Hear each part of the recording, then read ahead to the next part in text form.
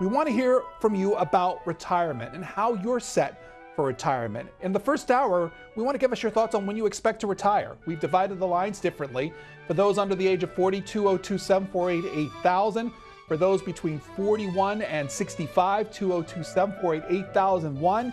If you are over 65, 202-748-8002. You can post on our Twitter page at C-SPAN WJ and on Facebook at facebook.com/C-SPAN. Gallup took a poll of people about retirement issues and if they plan to work after retirement. And here's one of the results of the poll, saying that most Americans, when asked, say they will continue working past the retirement age. In 2017, 11% said they would plan to continue working, compared to 2015's percentage of 15%. Those in 2017 asked when continued working and will work part-time, that at 63%, and 25% said only 25% said that they would stop working altogether once they hit retirement age. The publication Business Insider asked the question about savings for retirement. They make this point, saying there's a lot of hoopla surrounding President Trump's new tax plan, which is reportedly considering capping of pre-tax 401k contributions at $2,400 a year. But the reality is this: 2/3 of Americans aren't even saving money in a 401k.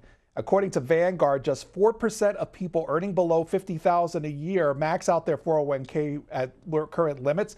11% of people who make between $50,000 and $100,000 do, and people making over $100,000 are most likely to max out their 401k, perhaps unsurprisingly, with 32% making the highest allowable contribution. Again, all this comes as a tax plan is set to be unveiled on Wednesday by Republicans on Capitol Hill. The question about 401ks being part of that and if there'll be significant changes, and we'll show you what a key Republican leader had to say about that soon. But if you want to give us your thoughts on when you expect to retire, also the associated topics of if you're ready as far as savings is concerned, your thoughts about the tax plan and how that might affect your retirement plans, give us a call. It's 202-748-8000 for those of you under 40, 202-748-8001 if you fall between the ages of 41 and 65. And if you want to give us a call and you are over the age of 65, it's 202-748-8002. Kevin McCarthy is a key Republican leader on Capitol Hill, and it was on the Fox News this past Sunday, yesterday, when he talked about not only the tax plan, but also what might happen to 401k plans under that. Here's what he had to say yesterday. I think 401ks are very important. What we're going to find out in ours, we're going to raise the amount that you could put in. The more that individuals can invest their own money, the better off we are in the long term. They have more capital, they can protect themselves in the future, and they're not looking to government. I mean, is that a real significant amount of money that you can save? I recognize you're talking about a budget that was $500 billion overspending. The next year's budget, $500 billion overspending. You need to look for as much money as possible to pay for these tax cuts. But are you really going to get sizable money by doing anything to change 401ks? No, look, the way we're going to deal with 401ks, there's two different ways to do it. Einstein said there's only one miracle in this world, the time value of money.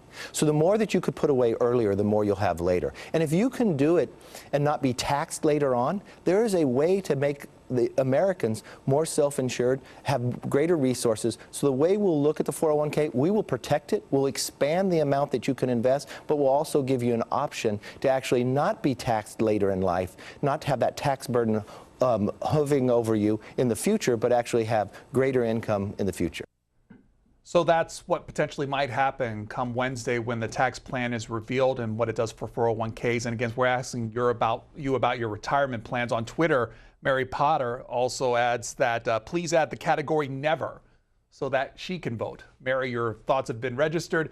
And if you want to give us a call on the phone lines, we've divided the lines differently. So if you want to tell us about your retirement plans and you are under 40 right now, in that age bracket, it's 202-748-8000. If you are between the ages of 41 and 65 and you're in the planning stages for retirement, you want to give us your thoughts on that, 202-748-8001.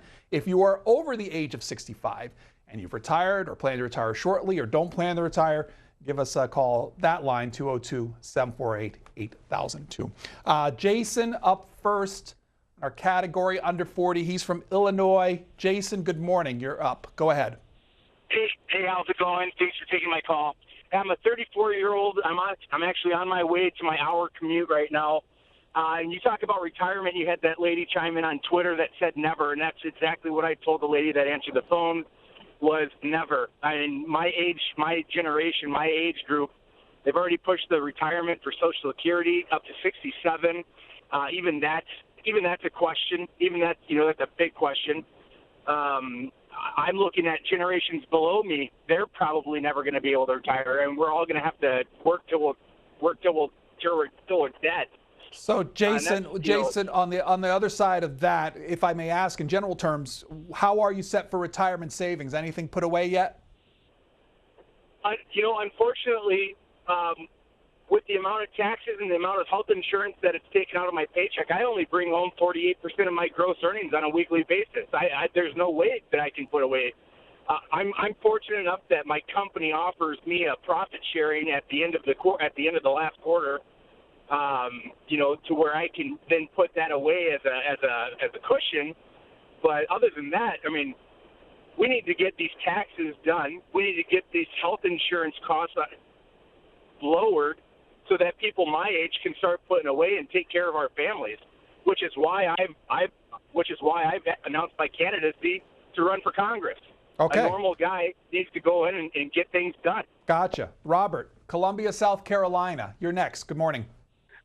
Good morning. Well, I don't really think that the economy is going to last long enough for most people to retire, if the country even lasts. We're coming close to a lot of very dangerous things already. There's almost a fatal lack of a point if this continues. So you foresee a total collapse of the economy? Well, or a collapse big enough like the last Republican administration brought in. So does that? How does that make your plans? Do you have any plans, as not only with retirement, but what you've got saved from retirement? You have to keep, even if you think that you have the end of the world coming, you have to keep living the way you're supposed to. I live below my means. I save. I will try to invest, but there doesn't seem to be a big glimmer of hope at the end. Off of Twitter, Fish and Sam says, I'll never retire. He'll die working. It's what they want. They get to keep all the Social Security money. Edwin says, I am retired with a pension. I lost all my stock when GM went bankrupt. Susan from Florida, over the age of 65. Hi, Susan. Good morning. Hi. Well, we were doing pretty good until 2008, and many of our investments just went over Niagara Falls. We had so many other responsibilities. We helped our kids out. Two of them who were professionals lost their jobs, and we're both 72. We're both still working. One out of necessity, and myself part-time because I love what I'm doing. But we're supposed to save for health savings accounts. We're supposed to save for children's education. We're supposed to save for our retirement. And therefore, we would have very little left to put away for retirement. So I have to laugh when the government politicians say, well, people should be saving for this and that. If we save the way we're supposed to save for everything, we would have quite little left to live on. But the one thing that I'm suggesting to everyone I know, I've done people's taxes for years. And if you will take last year's tax return, redo it according to what the proposals are, you're going to find that the middle class is going to be paying a lot more taxes, because doubling the standard deduction doesn't make up for losing your ability to deduct excess medical bills if you have more than 2 children and so on. So that is a big farce. So, Susan, since you do taxes and things like that, any thoughts on what potentially might happen with 401k plans if the tax reform does include a restructuring of those plans? Well, restructuring, what does that mean? Does it mean that you can put away more or less without having to pay taxes on it? If they reduce the amount that you can put in a 401k, that will be avoiding taxes currently. It's going to absolutely affect the amount people put away in a downward way. It seems to me that looking at the so-called tax reform, I wish they would use the correct adjective for that, tax increase, or on some people and decrease on others. You're going to find that the middle class is going to be very adversely affected. But what we've heard so far. Okay. And that's about how it's going to work. Susan, thank you. Kenny up next in Tennessee. Hi. Hey, this is Kenny, and I'm a retired one-time already military veteran at 52, and I plan to retire at 62 with my Social Security also. There's not going to be any money there. I've already paid for it. I want what Congress has and what all these other bigwigs are getting. I'm a middle-class worker, and I've supported my country, so there should be something there for me when I get ready to retire, and it won't be there because they keep changing the rules, and they keep adding more money, mortgages, and you name it. It's not going to happen. So Kenny, Kenny, how have you prepared Go ahead. yourself to retire at 62? Well, I've saved since I was 18 years old with USAA and my 401k program, and I don't even need a 401k. The military has already given me a retirement, and I've worked since I've been out of the military, and I still plan to retire at 62. I'm going to take whatever Social Security is going to give me at what I already have, and I'm going to retire and spend time with my grandkids. But there won't be any money there because people keep dipping in. I want the same thing that Congress is getting for their pension when they only serve 2 or 3 terms or even 1 term. That includes the medical stuff they get and the pension that they get from the insider trading that they get that they don't tell everybody else that they can get. On our category under 40, Scott in Maryland. Hi, Scott. Hi. You're next. Go ahead. I guess.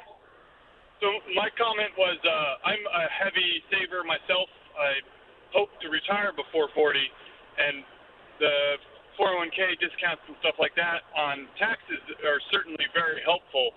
So from a personal perspective, I'd definitely like to see them not cut or increased. That being said, I can see how they can be gotten, lowering them can help offset some of the tax reduction on the wealthy because, as you cited, the wealthy are the most likely to take advantage of the 401k discounts.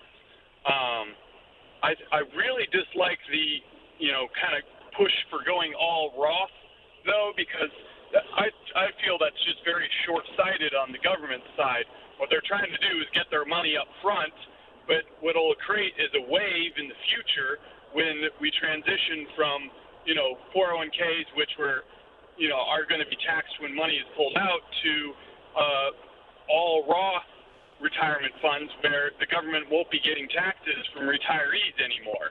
And so all they're really doing is, trying to get their money up front, but in the long term, they'll end up not pulling in as much money as people retire with these Roth plans. How much of your current savings do you put away approximately? I probably put away 40 to 60% of my salary, depending on how the year goes.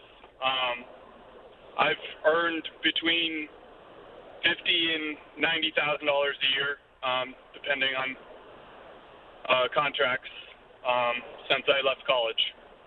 That's Scott giving us his thoughts on retirement and when do you expect to retire is how we're asking the question. This comes as Congress is expected to unveil a tax plan this week, retirement plans being part of that. And you can continue to give us your thoughts in one of many ways. You can call us, and the way we've divided the phone lines is tell us about your plans for retirement. If you're under 40, you can call us at 202-748-8000. If you're between the ages of 41 and 65 and want to tell us your plans, 202-748-8001. If you're over the age of 65 and want to share, 202-748-8002. You can also post on our Twitter and Facebook sites and give your thoughts that way too. As we talk about issues concerning tax plans and retirement, this week also information when it comes to Russia and their involvement in campaign 2016 to come to light. This as the special counsel Bob Mueller sealing documents last weekend going into his first indictment. As many of the headlines reveal today, that indictment expected to be played out. And here to join us to see how the White House is reacting to this, Anita Kumar with McClatchy Newspaper. She's their White House correspondent. Good morning. Good morning to you. Could you tell us how the White House reacted from Friday's announcement and continuing on through the weekend? Right. Well, they didn't expect it, just like the rest of us didn't really expect any news about it. And so they were sort of taken by surprise, obviously trying to figure out what's going on, just like everybody else in Washington.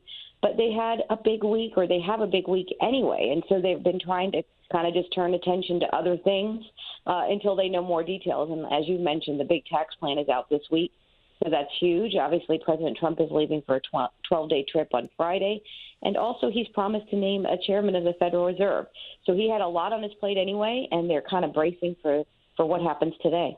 The president also took time yesterday to send out a series of tweets, not specifically looking at this, but also talking about other issues. Give us the nature of those tweets.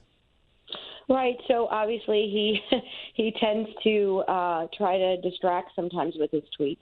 So he talked a lot about Hillary Clinton, which is not surprising, talking about how she's really the one who should be under investigation. He also talked about health care, which, as you know, the Congress is not taking up at this moment. They're focused on tax reform. So he does try to distract. He also does another thing with his tweets, which, you know, he responds. So we're also waiting to see if he's going to respond today to what's going to happen. Has there been any more talk, Anita Kumar? There was, leading up to this, thoughts about the funding of the special counsel's office, what to do with the special counsel overall. Has any of that surfaced ever since the indictment announcement on Friday? No, not really. I mean, you see a lot of people, pundits and others, saying, oh, well, he's going to fire Bob Mueller now.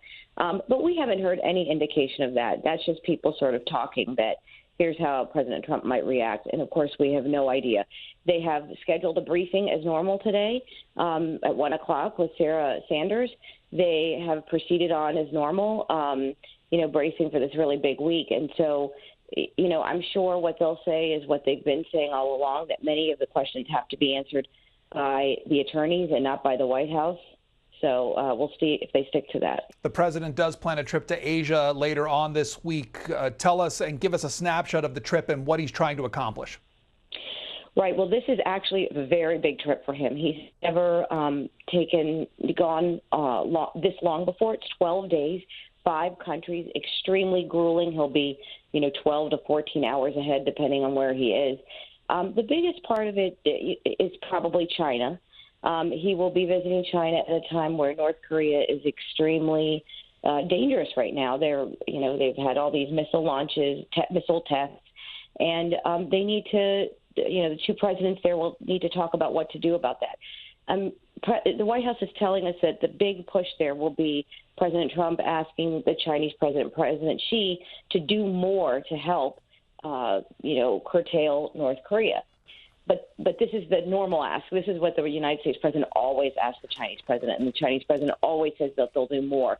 And here we are. We're still in the same boat. So he really has to figure out a way to get them on board and to get them to do a bit more. He also has a variety of other meetings. So he'll be talking about trade and economics. He'll be meeting with having two summits. So it's surprising, actually, that he's going this long to this many places. Anita Kumar, before we let you go, you mentioned the announcement of a Fed chairman. There were stories in the papers this morning that one of those people could be the Federal Reserve Governor Jerome Powell. What have you heard? We keep hearing all different names. Same thing, there's been a handful of people. It's interesting because we haven't heard really officially from the White House. I believe it was President Trump who said himself, well, I'll make this decision before Friday, before I leave. And so we haven't heard too much timing we haven't seen any time on his schedule. Most of what we've seen from this week is what you would expect, which is a president preparing for this big trip. Anita Kumar with McClatchy Newspapers, and she's their White House correspondent joining us. Thank you so much for your time today. Sure. Thank you.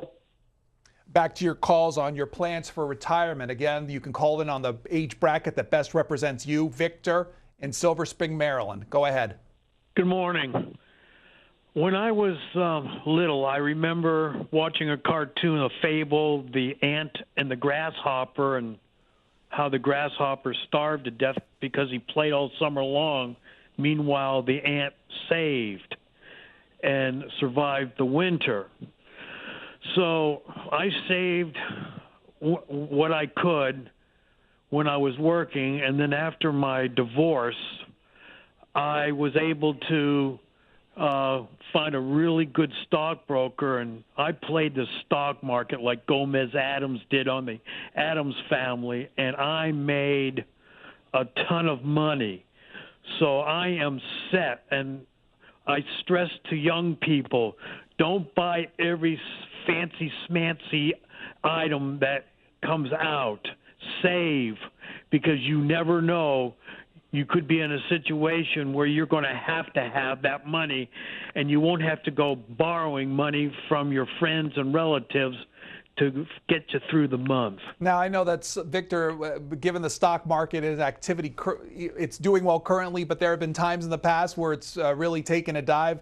Do those things bother you overall when you were playing the market and putting stocks into it or money into it? No, when the market went down, it was I asked my broker, hey, what stock's on sale? And I would buy stocks when the market was down. And then when it was up, when people were dancing in the streets, that's when I would sell part of my portfolio, and I would have the cash. When the market went down again, I would ask, hey, what's on sale? And buy some more stocks. Let's on Twitter, Steve Harrison says the key to retirement, save until it hurts and then save some more. Start saving as early as possible. This is Liberty on Twitter saying when you want to retire and the reality of when you can retire are two different things. Anthony in Staten Island, New York. Hello. Yes, hello. Good morning. Hi. I retired in 2004. After 32 years of driving a tractor trailer, I sustained quite a few injuries, but my pension was there. When I retired, my pension was $3,500 a month. But since Mr. Klein and Mr. Miller and Mr. Obama and Mr. Payne pushed through the 2015 omnibus bill, my pension went from $3,400 to $1,000 a month. Now, when I retired, there was $441 million in my pension fund. Today, it is about $28 million. Now, you want to say who robbed it? Well, once the government came in and says, we're here to help, that's when we lost our pension money. And there was only 4,000 members in my local. And as far as it goes for a 401k, I feel that they're just a scam, because any money that you want to leave to your kids after you pass away, when they finish taking out their portion of it, they get about 1/3 of it. So what's the point of saving anything, so the government could steal it from you? CNN Money posted an article taking a look at 401ks, adding the information that you'll be allowed to contribute an extra $500 to your 401k next year. The government will raise the contribution limit to $18,500 from $18,000 in 2018. It reassesses that limit annually. They add a 401k as a good way to save for retirement because your money grows tax-free, but there's a limit on how much you can save each year and when you can withdraw the funds. If your employer doesn't offer a 401k, you can contribute to an IRA or a Roth IRA to save for retirement. They have tax advantages and contribution limits too. There's also a restriction on who can use a Roth IRA based on income. Charlie off of Twitter says with 38 years of availability of 401ks and IRAs, there is still a savings crisis. The bottom line, we still need Social Security. Rich in Jacksonville, Florida. Hi, yes. We do need Social Security, and the reason being is that Social Security was off of the last depression that they had. People that had savings and everything, they lost all of this money. The common sense of saving, and it's all tied into the stock market and everything. And this goes up and down, and people can lose all their finances through the stock market. That last housing debacle, we had regulations in place that was supposed to stop that. And because of deregulation, it allowed the larceny to go on that created the situation where people lost, billions of dollars. The housing market, was your house that was supposedly you bought for $300,000 was worth $100,000. And you can't even, that's your savings. That's where a big part of it goes into. And it's this common sense stuff that people don't have. How are you supposed to save? And what, you trust in this stuff that, how's it going to be there in time? Trust is only as good as the people you're trusting. That can all be gone in a heartbeat. If the people, don't respect and treat that with how they're supposed to do that. Let's hear from Ann, Springfield, Virginia. Good morning, Ann. My comment actually has to be about simple IRAs. The reason I raised simple IRAs is because there's actually less money. An earlier caller referenced how 401ks take so much money out of the plan. To me, as a small business owner, a simple IRA plan worked so much more favorably economically for myself and my small number of 5 or 6 staff that participate. And there's no indication from what's being said whether a simple IRA also will remain as deductible, and that's a grave concern. And I would say that saving anywhere from even as small as $50 a month to $800 or $1,000 a month with a simple IRA actually provides a pretty good cushion after 15 years. And so it is, to me, a type of small business savings plan that seems to be ignored, but has a lot more effective availability to protect your savings and not lose it to every to percentages or whatever. And my final comment has to do with what happens to the IRA when a person deceases, and do the beneficiaries get the full amount? And I found out when my 96-year-old dad died last month that the beneficiaries on an IRA actually get to keep as derivative beneficiaries the amount of the IRA, and it's wonderfully sheltered from continuing taxes. So I think that these are plans which benefit and people should participate with. We'll continue on this topic, taking a look at when you expect to retire. We've heard a lot of people offer their tips on how to do so on Twitter, on the phone line as well. Again, you can give us a call for those under 40, 202-748-8000. For those between the ages of 41 and 65, 202-748-8001. If you're over the age of 65, 202-748-8002. We'll look at other stories as well, including what happens next in the Senate seat in Arizona after Senator Jeff Flake announcing last week that he is going to retire.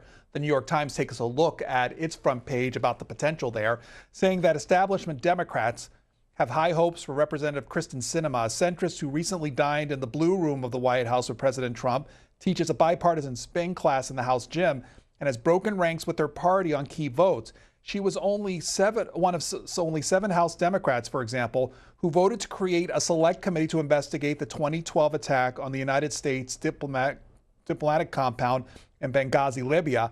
But those impulses towards bipartisanship have soured Arizona progressives against the candidacy of a woman who rose to prominence on a biography that included time as a homeless child and an identity that includes being the first open bisexual in Congress. Establishment Republicans, meanwhile, are scrambling to find a candidate to replace Mr. Flake and wage a primary challenge against Kelly Ward, a former state senator who aligns herself with Mr. Trump. Ms. Ward, derided by critics as a fringe candidate and a conspiracy theorist, was beaten badly by the senior senator from Arizona, John McCain, in a 2016 primary, and party leaders fear she would lose to Ms. Sinema in the general election. Groton, New York. Dan, you are next. Go ahead. Hi, how are you today? Fine, thank you. I told the woman on the phone, I said, I pretty much doubt I'll ever be able to retire. They'll probably, when I retire, when they shovel dirt on my coffin. I'm a farmer, and I've invested everything into the farm, thinking that someday I might get it back. But the way they're doing things here in my township, I'll get very much money out of that. And the dairy market's completely down the toilet, and I've pretty much out of dairy farming. And the milk company I'm with DFA, they got some money they've taken from me over the years, and they said, well, you can get that when you're 67 years old. Well, DFA and DMS, they were stealing money from us farmers here for about 10, 12 years, so I pretty much think they'll probably steal that from me too. But so, Dan, is there thoughts? Are you thinking about possibly selling the land at some time? Well, that's what I was thinking about. I was thinking about maybe selling for development, but now the town's trying to stop that from happening. They say, well, you can sell it, but they want to have the lots so big that ordinary people, like if you're a working middle class person, buy 5 or 8 or 10 acres for $20,000 or more, they're not going to buy it. You're going to have to hope that somebody very wealthy comes along to come in and maybe buy 20 or 30 acres of land, but they won't want to pay no $20,000 an acre. That's Dan. That's Dan in New York giving us his experience too. In terms of other news happening at the courthouse here in Washington, D.C., eyes as well as cameras waiting to see what will happen when it comes to that indictment that we told you about earlier and talked about. This is Josh Gernstein writing that Sun coming up at Manafort Alexandria condo, half dozen TV crews, stills, a few dash buses, no action. So that's at the Manafort house. Cameras in front of the courthouse as well. This topic, one of many talked about on the Sunday shows yesterday, including Representative Adam Schiff, Vice Chair of the Intelligence Committee and Democrat from California, asked about the president and specifically if the president was under investigation by Robert Mueller. Here's what he had to say. I can't comment on that, George. I can't answer that one way or the other. One way you wouldn't know whether Robert Mueller is investigating the president? I can't comment on that at all. What's your reaction to this news that there may be a sealed indictment? Well, you know, there are two people, I think, just from press reporting, that it is likely to be either Mike Flynn or Paul Manafort. We haven't been informed of who it is, and I don't think it would have been appropriate for Bob Mueller to tell us. If it is Paul Manafort, and he has apparently told others that he expects to be indicted, it may help us answer one very central question in the investigation, and that is, we know that the Russian government, through intermediaries, was reaching out to the Trump campaign, reaching out to Paul Manafort and others, and offering information on Hillary Clinton they thought would help the Trump campaign, and that the campaign was willing and accepted that idea. We also know from the Washington Post reporting that contemporaneous with that, Paul Manafort is reaching out in the other direction to the Kremlin through oligarchs like Oleg Deripaska, offering information on the campaign in exchange for money he believed was owed him for work in Ukraine for a pro-Russia party. The question is, who gave what to whom as a result of these overtures? But the fact that these requests are moving in opposite directions, and what information, of course, would Mr. Manafort have to offer the Russians? Well, what would the president do on sanctions? That would be the most important information the Kremlin would want. So if it is him, it may ultimately help us answer those questions.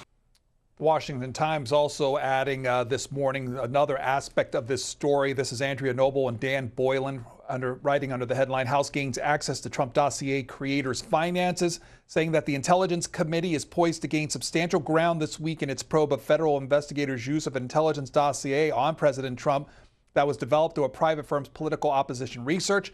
An agreement struck this weekend with the company behind the dossier, Fusion GPS, will allow the committee access to bank records that could show how much money was spent on the research.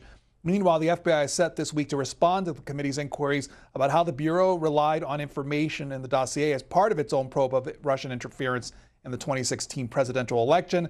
The committee has sought to learn more about the Bureau's relationship with Christopher Steele, the British former spy who was paid by Fusion GPS to compile the dossier on President Mr. Trump, and whether the dossier was used as basis for any Foreign Intelligence Surveillance Act applications.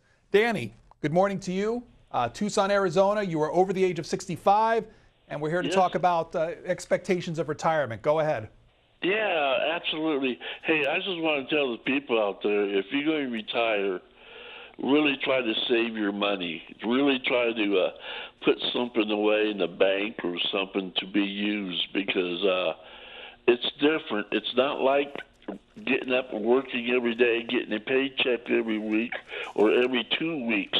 You get a check from Uncle Sam or from Social Security once a month, and very rarely you get any raises or any increases from that. They say we're supposed to get one here in January 1, 2.2% increase, but we have to wait and see. And I got a full-time retirement plan, which is about $400 a month, and between that and my Social Security, I'm staying above water, and that's about it. Also, another thing you find out that I am a single. I live by myself. If I earn or have more of an income of $25,000 a year, they will start taxing that. They will Social Security take every third dollar from me on the Social Security check. So, you know, more you make, more you might have to give back to the government. So, you know, it's a hard thing, man. You have to really save your money and watch what you spend and watch what you do. Okay. That's Danny in Arizona. Mark off of Twitter says, I retired at 55 several years ago. My wife retired at 55 last year. Saved all my life with 401ks, individual retirement accounts, stocks, the home, etc. Lewis in Georgia, Carrollton, Georgia. You are next. Go ahead. Yes, my comment was that I don't believe in Social Security or railroad retirement. I think it'd be better off for people to keep more of their earned money, and they could pay down their debt, they could pay down their mortgages, and then have more money after they do that to save on their own privately, rather than have somebody else direct your hard-earned money for future savings. And the same with the taxes. I don't believe in that there should be federal earned income tax. That, you know, the corporations want a tax break, and with this reform, we should get a tax break also on our earned income. James, Silver Spring, Maryland. Hello. You're on. Yes, I wanted to talk about Social Security. When I was 14, I began work and paying into Social Security, and that now later on I started working as a government employee. And when retirement came, I'm retired. When retirement came, I was not qualified for some of my Social Security, which I don't think is really fair. And the other problem is 401ks. As you get older, and it doesn't pay off for you to put into 401ks, because some of that money goes back to the government. So what can we do? It's really not fair James, for older people. James is calling in on our line for those of you over 65, and you want to give us your thoughts on when you could expect a retirement. That's the category for that age bracket, 202-748-8002. That number, if you fall between the ages of 41 and 65, 202-748-8001. And those of you under 40, 202-748-8000. The Wall Street Journal and NBC News has a new poll taking a look at approval ratings for President Trump, finding that the job approval rating overall at 38%, a 5-point drop from September. The poll showed overall 58% said they disapproved of the job Mr. Trump had done. More than 8 in 10 Republicans continue to approve of Mr. Trump's job performance. Still, the survey found a decline in his support among political independents and signs of erosion among some of the president's core voters. The Wall Street Journal poll asked about different categories, showed an approval rating largely for the president when it came to reaction to Hurricanes Harvey and Irma and the economy, but then disapproval ratings when it came to topics such as role in the commander-in-chief, North Korea, and the NFL's players' protest even. It's important to note that 900 adults participated in this survey, margin of error of 3.27%. Elliot is next from South Carolina. Hi there. Go ahead. Hello. You know, we always have to take the Wall Street Journal polling with a grain of salt. But let me talk about retirement. When I was 55 and my wife was 55, we have no children. We looked at what we needed to do, and what we did is we saved and we cut all expenses. It's very important to do that. You can't depend on the government. We put our money away. We made sure that we had money in our pockets. We moved to a state that had a better tax than we had. And this is it. The American people must save their money, and they must sacrifice. They might not be able to help their kids in college. They might have to go to a state that has a better tax structure than where they live. They might have to downsize on their houses. Well, that's it. Thanks a lot. Bye. Dario lives in Maryland.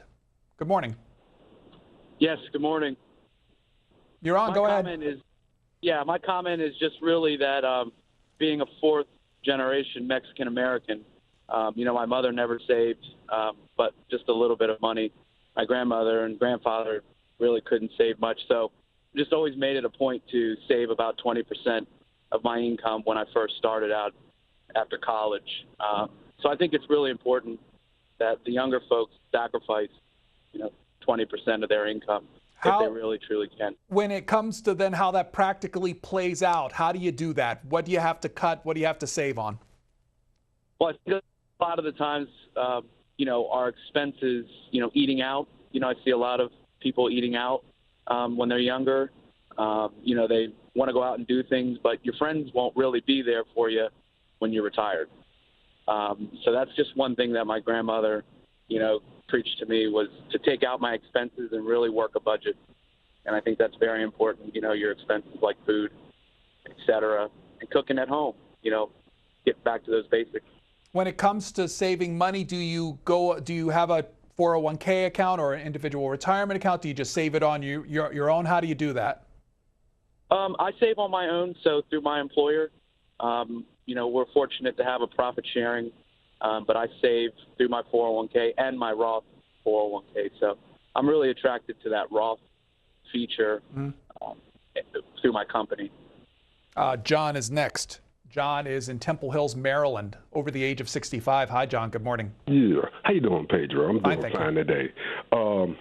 My trick to it is just live within your means. If you have a certain amount of money, just live within your means. I've been retired 6 years, and I brought rental property. I have a pension from the government. I get some from the VA, and plus I save each day. And I try not to keep up with the Joneses. It's very simple. Don't spend no more than what you have, and just put a little bit away. Most people think that you have to put a lot away at one time. Just put a little bit away, because I learned that from the time I was 8 years old. Just put a little bit away, and it builds up, and then you put that into account that acquire interest over a period of time.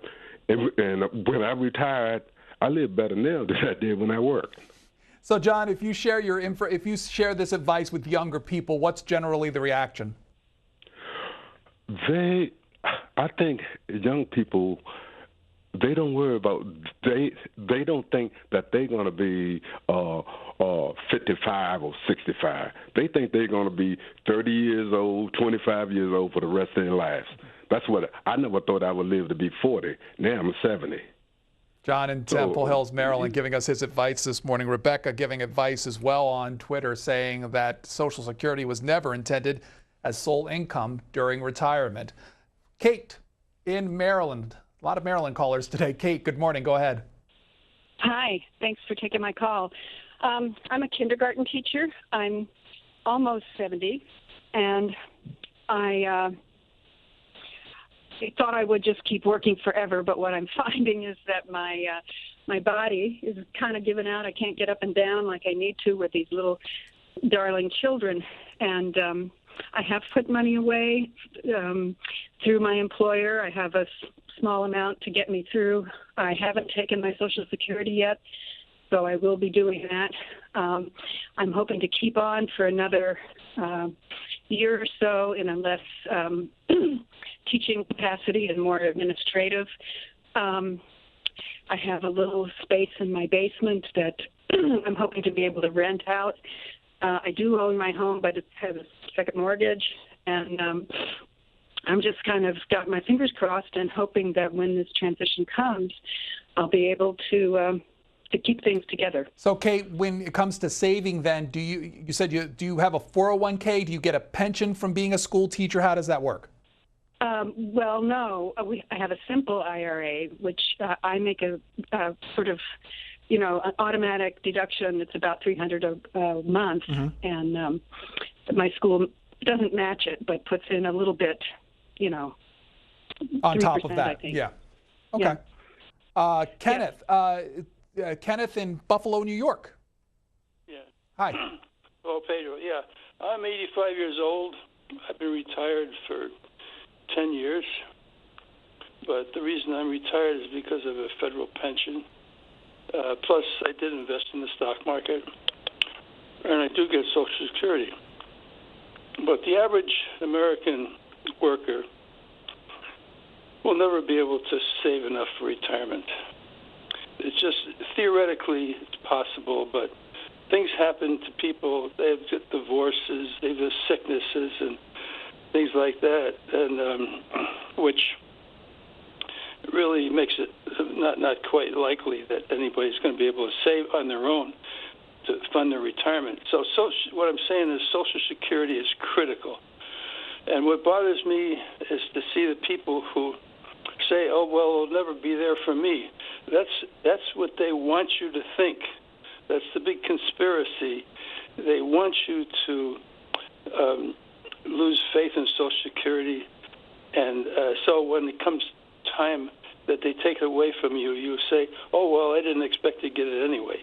Well, Social Security, I have faith in the fact that it's totally affordable for this country, which is the richest country in the world, and other countries like France can afford pensions for their citizens. And by the way, Social Security is not a pension; it's a insurance policy. And so I'm urging the people, the young people, to go to the polls and vote for the person that's going to guarantee your Social Security, because it's entirely possible to have Social Security. It's not.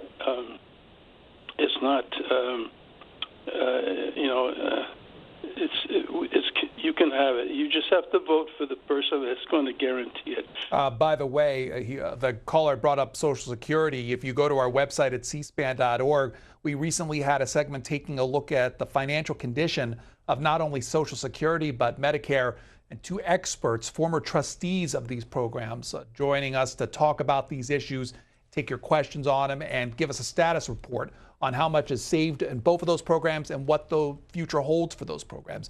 You can go to our website. Again, it's part of our video library in which we take in so much content over the course not only of a day, but over years, decades even, and all that available to you at cspan.org. Art is next. Fort Pierce, Florida, 65 years old and over. Hello. Good morning. How are you? Fine, thank you. Good. Mike, I'm a 67 years old retired firefighter, so I have a pension. I also worked two jobs my whole life. I get Social Security, but because of the government pension, they only limit my Social Security. They've cut it virtually in a third or a quarter. I get $200 a month for Social Security, which I paid in just like everybody else has that worked. And because of Reagan, he was the one that didn't want the government employees to double dip, so he cut that way back. But as far as the IRAs go, with being my age, I keep it in a guaranteed return option. And because of Janet Yellen and the Fed limiting, not upping the interest rates, the money people have in savings is being devastated that they take out because the interest rate is virtually 1 or 2%. And what she's doing is protecting large corporations. She's protecting the very rich people that can afford to invest in the stock market because they got money to lose, and I don't. It's too risky for me to do. And I mean, that's my comment. They're protecting the wrong people here. The people of the average working citizen that has put money into savings gets nothing in return because of these federal regulations that Janet Yellen and the Fed has decided to make the rich richer. So that's my comment. That's Art in Florida. Again, President Trump expected this week to name a new chair of the Federal Reserve. Several names in play. Reportedly, he'll make this decision before he goes on his Asia trip on Friday. On Fox News, their headline on the website that the Niger attack has reignited a debate in Congress over military authorization, what you need to know about the authorization for the use of military force, which was enacted during the Iraq War. A hearing on that taking place today on Capitol Hill. It will feature President Trump's Secretary of State, Rex Tillerson. It will also feature the Defense Secretary, General Mattis, to talk about and answer questions from Congress. You can see that at 5 o'clock this afternoon on our C-SPAN network. You can also see it, listen to it on cspan.org and see it and courtesy of also of our C-SPAN radio app. TJ, you're next. Las Vegas, Nevada. Hi, good morning. Morning. I'm calling because I'm a former payroll administrator. And all of the noise they're making about Social Security won't be there. Your average person, your average working person works 45 to 60 hours a week, and they pay on 100% of their salary. If they're making under $60,000 a year, they're getting money taken out on 100% of their salary. Whereas the people who make the real money, and I'm talking 100,000 and above, their cutoff is somewhere around May and June. They've hit that cap. So they're not paying on 100% of their salary. They're only paying on, like, say, 50 to 60% of their salary. If they lifted that cap and made every working person pay on 100% of their salary, we wouldn't have any of the problems we have now. Right now, the rich are they're getting off, and they shouldn't be, because they're the ones with the good jobs. They're the ones that can afford to stick money away in an IRA or anything else they want to, where your average working person is barely trying to make ends meet and raise kids. And then the only thing he has to look forward to that he knows is going to be there is that Social Security. But he's paying in on 100% of his salary. It's not fair to most of Americans, because that's how they do their salary. Now, most Americans aren't into Wall Street, and they're not financially taught all the intricacies of all these different money plans where they can have all this kind of money on the backside of their retirement, unfortunately. But it would help a lot if Congress would lift the cap on Social Security and Medicare and let people that are working, getting a salary, pay from January to December 31st on their salary, just like the poor do, the working poor. It would take a lot of strain out of that Social Security program. That's TJ, and giving her thoughts on Social Security and other matters when it comes to retirement. A few more minutes that you can get your calls in on, giving your thoughts there too. The Washington Post headlines the work and the expected unveiling of tax reform this week by Republicans, and already a criticism from a major industry group.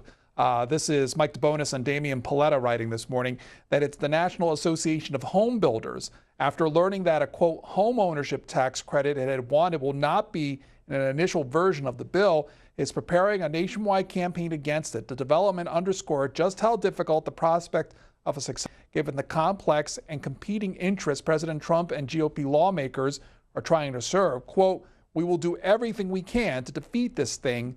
That was Jerry Howard, the chief executive of the National Association of Home Builders. Joy, Prosperity, South Carolina. Hello. Joy and Prosperity. She's left us. Again, a couple more minutes. You can get your calls in, 202-748-8000 for those of you under 40. Between the ages of 41 and 65, 202-748-8001. And if you're over 65, 202-748-8002. The Washington Post also highlighting the UN ambassador, Nikki Haley, as she is journeying through Africa and talking about her role, not in Africa itself, but also as the president's envoy on the mission, her diplomatic mission to Africa, which included visit to desperate refugee camps that more than once brought Haley to tears, illustrated in stark terms her trusted position and unusually direct relationship with the president. Trump routinely talks with her about matters of world affairs, even as policy differences over Iran, Afghanistan, and other issues have tested a relationship with Rex Tillerson. The story goes on to say that Haley's prominent role in the Trump administration as a kind of shadow Secretary of State has led to widespread speculation that the former South Carolina governor, who has no prior experience in foreign policy, could be in line to replace Tillerson, a job she's insisted that she does not want during an interview with the Washington Post and Reuters. And her rise has also put her on many Republicans' shortlist as a potential presidential or vice presidential candidate. From Nashville, Tennessee, this is Richard. Richard, hi there. Good morning. Morning. About 20 years ago, I become unemployed. I did not have a 401k, an IRA. I did have not anything other than what I would take home each week. I decided when I become an employee, I was going to become an insurance agent. So I went and sat for the test, and then I became an agent for school teachers in my area. You would be best served to get your home paid for, live within your means, and make sure. Now, that insurance test and exam, life and health, you don't have to become an agent. But what it will do for you, it will teach you all of the past laws, the current laws, and the future things to expect. For instance, most people don't understand that when you have a 401k with a company, if your company goes out of business, if you quit, or if you get laid off and you've had a 401k and you borrow from that for first-time homeowner or maybe a medical illness that you're able to take out of, if you become unemployed for whatever reason, that 401k money that you borrowed becomes due and payable at that time, and if you can't pay it back, they'll get 50% of it out of your retirement to the government. And, oh, by the way, before you turn the 1st April, before you turn 71.5 years of age, on anything that was pre-tax coming out of your paycheck over the last 40 years, the government, it becomes due and payable at that time. If you fail to apply for that at 1st April before you turn 71.5 years of age, the government gets a large portion of your income.